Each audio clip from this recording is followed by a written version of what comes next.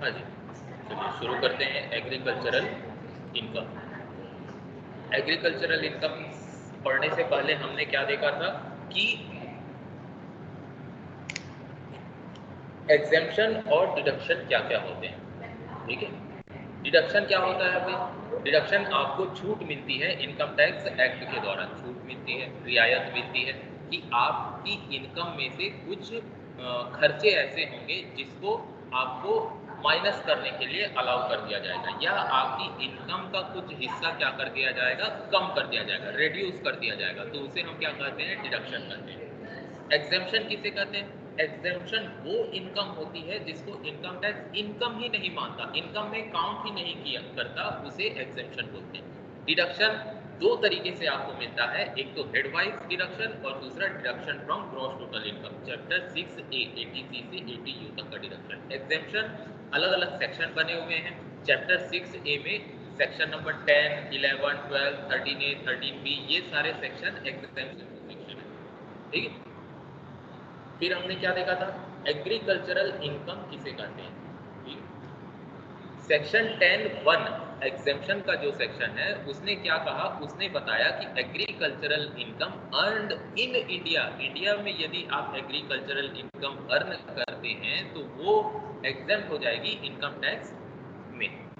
ठीक, अब income, agricultural income जो हम पढ़ने वाले हैं, जिसका हमको एग्जेम्पशन मिलेगा, वो दो तरह की हो सकती है, या तो रेवेन्यू नेचर की हो सकती है या तो कैपिटल नेचर की हो सकती है।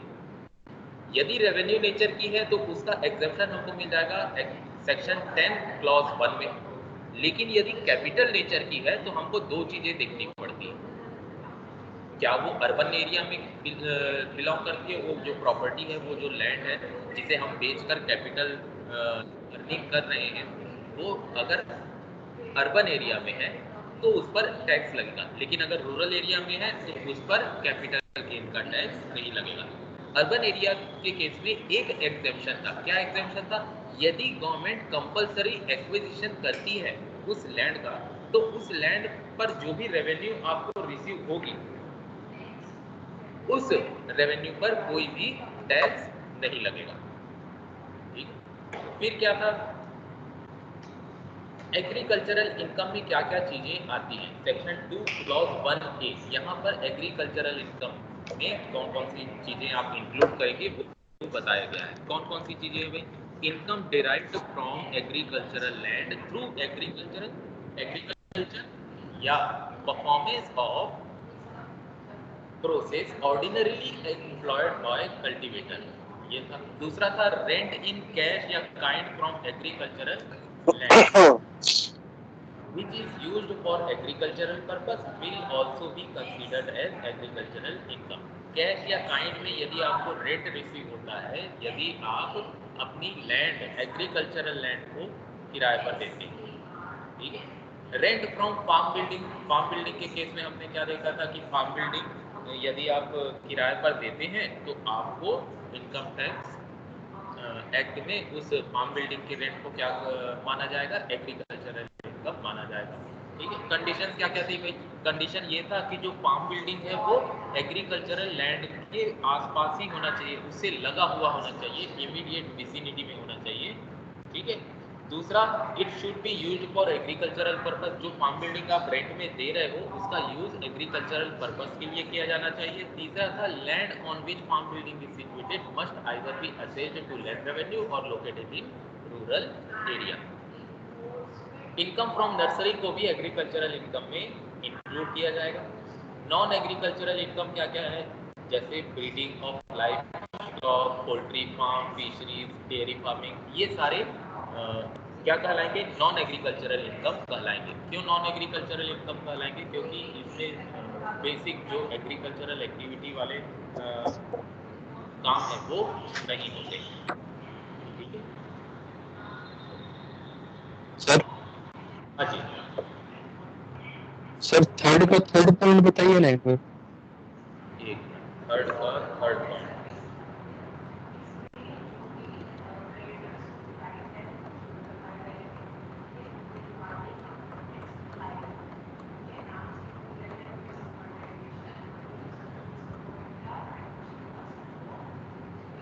हाँ, land on which farm building is situated must be either be assessed to land revenue और लोकेटेड इन रूरल एरिया। यही पॉइंट पूछ रहे हो? हाँ, देखो यहाँ यस पर सर। क्या बताया गया है कि आप क्या कर रहे हो, आप अपने फार्म की बिल्डिंग, ठीक है, आपके पास कोई फार्म है, उस फार्म की यस। बिल्डिंग को आपने क्या किया है, रेंट पर दिया है, किराए पर दिया है ना? तो उस फार्म बिल्डिंग का जो रेंट आपको रिसीव होगा वो एग्रीकल्चरल इनकम कहलाएगा। उसके लिए ये सारी कंडीशन दी हुई है। वो कब एग्रीकल्चरल इनकम कहलाएगा? वो तभी एग्रीकल्चरल इनकम कहलाएगा, पहली बात कि वो जो फार्म बिल्डिंग है आपके लैंड में जुड़ा हुआ है ना? ऐसा नहीं कि फार्म यहाँ पर है और आपका एग्रीकल्चरल सॉरी वो फार्म का जो बिल्डिंग है वो 1 किलोमीटर दूर है, नहीं, ऐसा नहीं, वो उस लैंड के ऊपर ही बना होना चाहिए। दूसरा, वो फार्म बिल्डिंग जो आप किराए पर दोगे उसका यूज एग्रीकल्चरल पर्पस के लिए ही होगा, शादी ब्याह पार्टी वार्टी इसके लिए नहीं होना चाहिए। तीसरा बोलता है कि वो जो लैंड है ना जिस पर आपकी फार्म बिल्डिंग बनी हुई है, उस लैंड पर लैंड रेवेन्यू पेड होना चाहिए, है ना? या उस पर लैंड रेवेन्यू लगना चाहिए। वो रूरल एरिया में होना चाहिए। शहरी एरिया का जो फार्म होगा, है ना, शहरी एरिया का जो फार्म बिल्डिंग होगा उसको आप किराए पर दोगे, भले एग्रीकल्चरल पर्पस के लिए होगा, लेकिन उसकी इनकम एग्रीकल्चरल इनकम नहीं कहलाएगी क्योंकि वो रूरल नहीं सिचुएटेड है। आई बात समझ में? Yes sir. थर्ड पॉइंट समझ में आया? यस हाँ जी। सर।